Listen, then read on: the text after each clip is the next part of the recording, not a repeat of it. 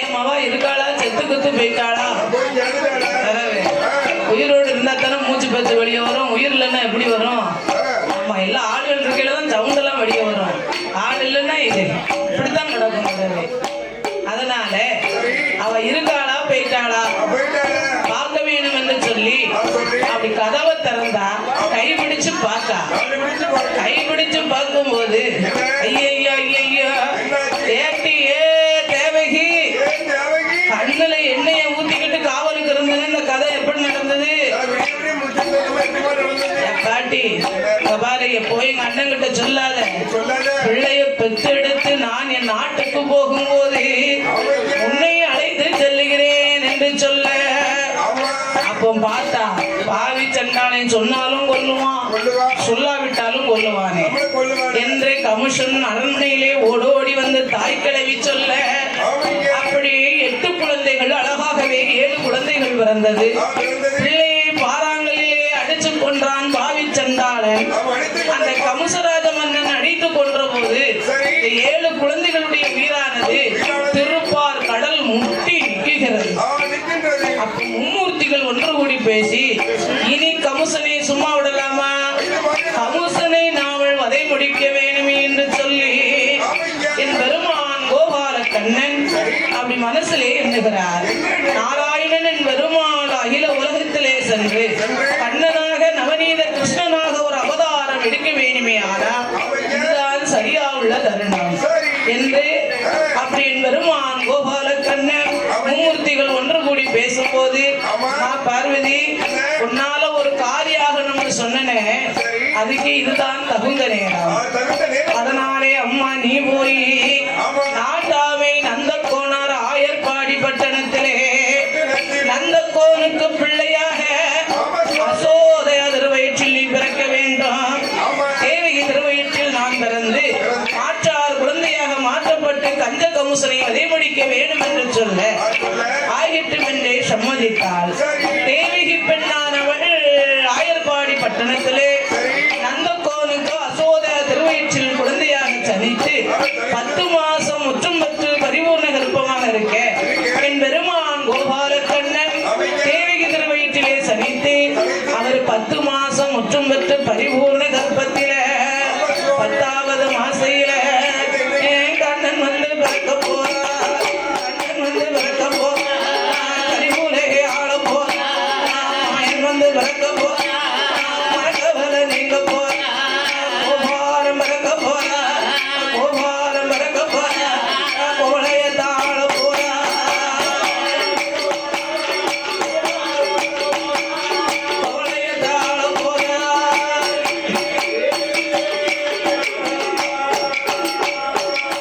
பெருமான் கண்ணனாகவே வந்து ஒரு அவதாரம் எடுத்தால்தான் கடவுள் துன்பங்களை தீர்க்க வேண்டும் என்று சொல்லி அப்படியாகவே ஆகட்டும் என்று சம்மதித்து 10 மாசம் முற்றும் பெற்று பரிபூர்ண கர்ப்பத்தில 10வது மாசையிலே தேவகி பெண்ணானவா அடிதொடியாகவே வயர் ஒலிந்தோ. அவ எப்படி இருக்கிறாள் தெரியுமா? அவ இடப்பறிந்த மங்கையை புறக்கறிந்தா இடப்பறிந்தா அடிதொடியா வயரொலிந்து வயரொலிந்து ஆண் குழந்த வந்து கொலையா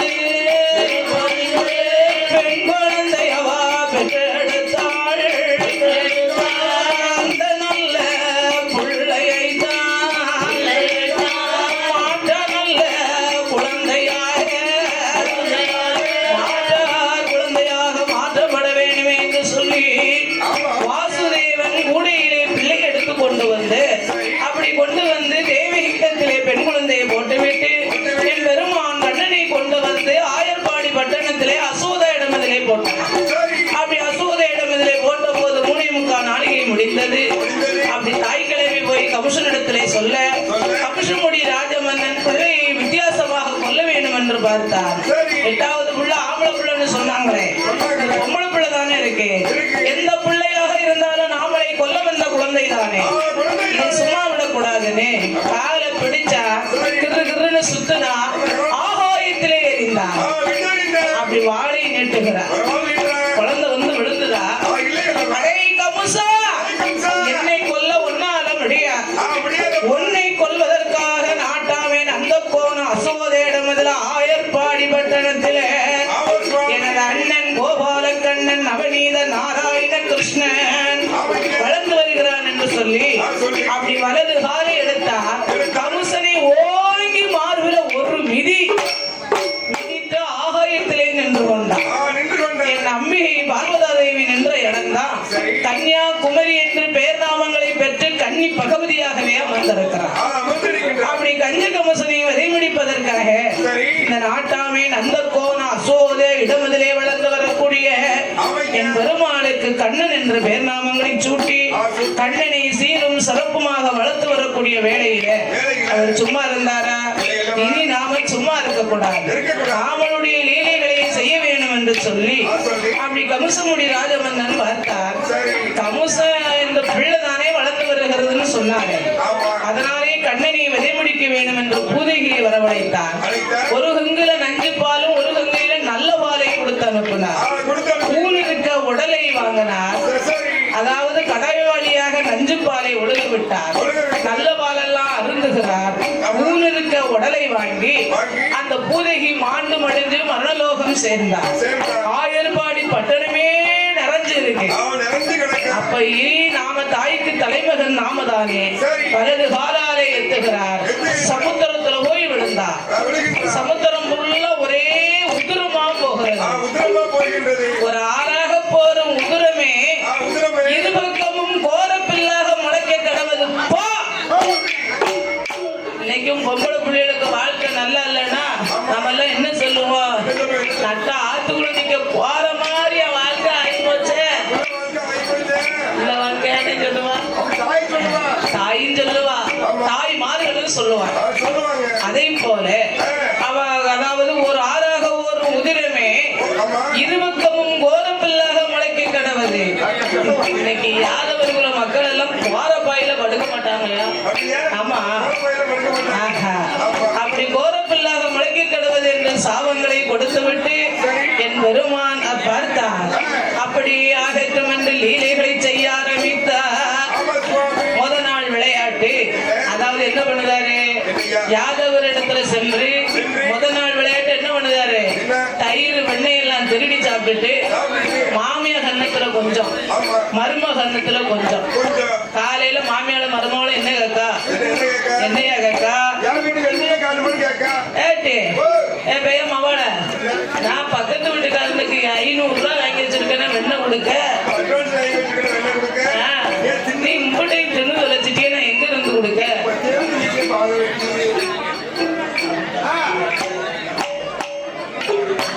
நான் எங்க இருந்து கொடுக்க அப்படிங்க? நான் வாங்கி வச்சிருக்கேன் அட்வான்ஸ், நீ அம்புட்ட வெள்ளையை வலது தின்னுட்டு சத்தப்படம் படுத்து கிடைக்காகும் இடுமந்தடி போல உட காலம் திங்க போய்த்தானே இப்படி தின்னுட்டு திருட்டு மூடு தண்ணியில இருக்க அப்படின்னு அவ பேச. அவளை இவளும் பேச என் பெருமான் தினந்தனம் அப்படி இருக்கும்போது ஒரு நாள் தனமதில 1000 கோபிமார்களும் பார்த்தார்கள். அடியே கூட்டு பேரும் ஒரே நாளில கல்வன் வருகிறானா? இன்றைக்கு நாவல் பிடிக்க வேண்டும் என்று கண்விழித்திருந்தார்கள். என் பெருமான் கோபால கண்ணன் அவர் ஆயர்பாடி பட்டணத்திலே கோபிமார்களிடமதில 8வது கலசத்திலே சென்று நெய்யை எடுத்து அருந்து உண்ணு வேளையில தயிர் நெய் வெண்ணெய் எல்லாம் சாப்பிட்டாரு. சாப்பிட்டு விட்டு இந்த கலசமானது புத்துவரல்ல வந்து மொந்தன்னு விழுந்தது. அப்படி விழுந்த உடனே 1000 கோபிமார்களும் பிடித்தார்கள். புத்துவரல்லே கெட்டி வைத்தார்கள். வைத்துவிட்டு அசோத இடமதற்கே வருகிறார். அசோதா என்ற அசோதையிடம் அதிலே வந்து கண்ணனை எங்கையம்மா உந்தன் மகன் கண்ணனை எங்கையம்மா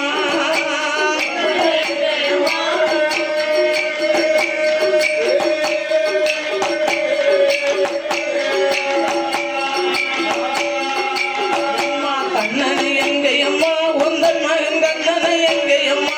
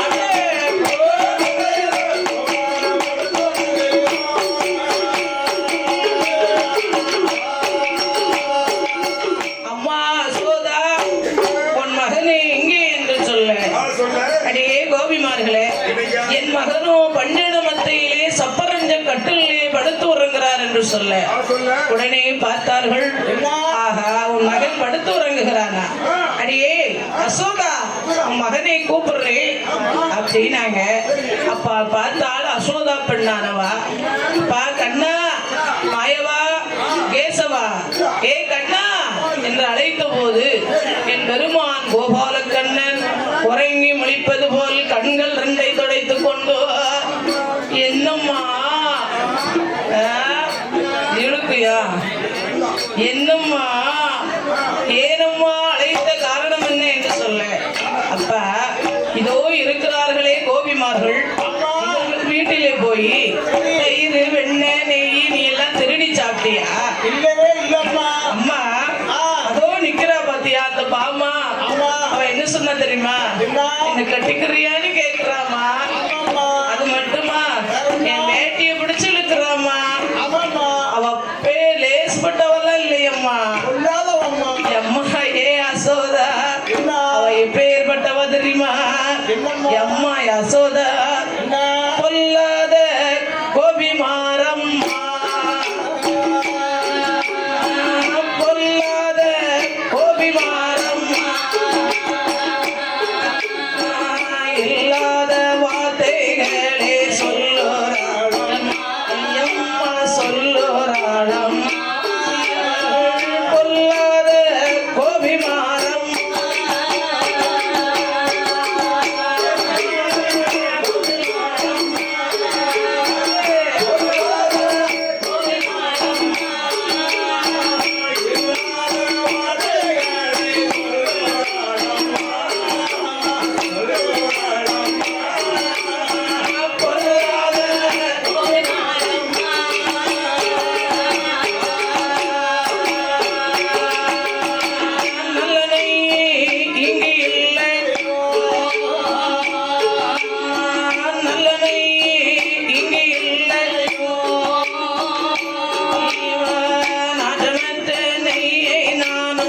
தின்ன போறேன் எல்லாம் உண்ண போறேன் நல்ல நெய் இங்கு இல்லை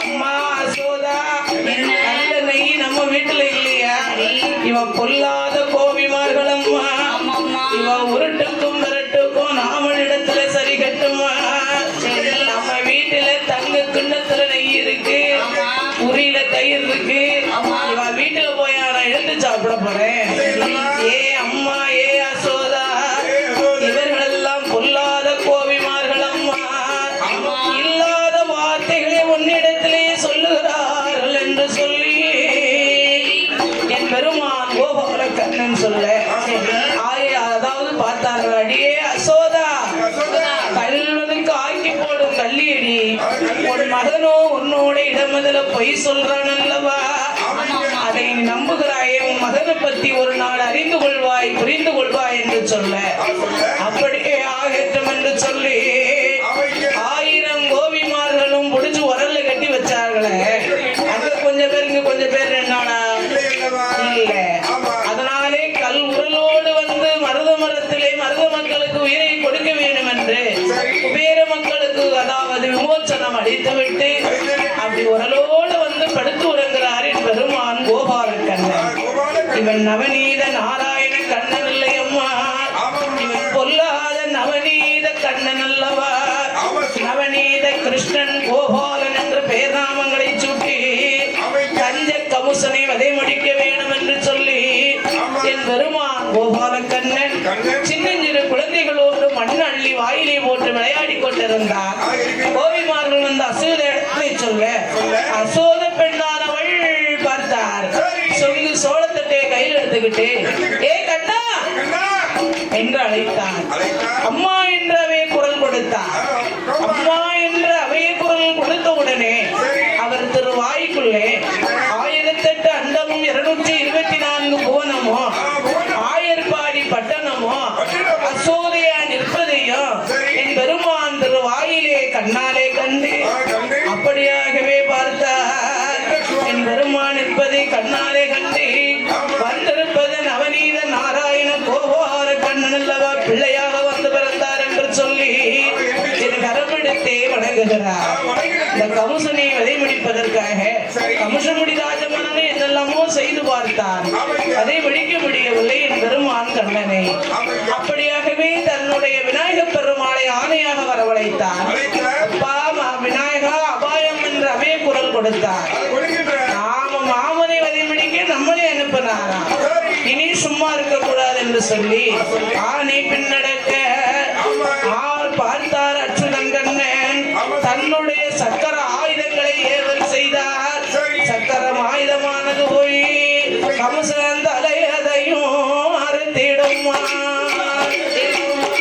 கமசன் அறுத்த போது கமசனை வதை முடித்து விட்டு என் பெருமான் கோபால நவநீத கண்ணன் ஆயர்பாட்டு பட்டணத்திலே யாதவர் குல மக்களுக்கு ஆடு மாடு கன்று காளைகளை வளர்த்து நான் உங்களுக்கு குல தெய்வமாகவே இருந்து உங்களுக்கு வாக்கு சொல்லி வரம் தருவேன் என்று சொல்லி அமர்ந்து கொண்டு வாசுதேவனுக்கும் தேவகிக்கும் பட்டயம் சூட்டி வைத்து விட்டு அப்படியே வருகிறார் நம்ம தங்கச்சி செஞ்சு கொடுத்த சத்தியத்தை காப்பாத்தினால நாம் தங்கைக்கு நாமல் செய்து கொடுத்த சத்தியத்தை காப்பாற்ற வேண்டும் அல்லவா என்று கஞ்ச கமுசனை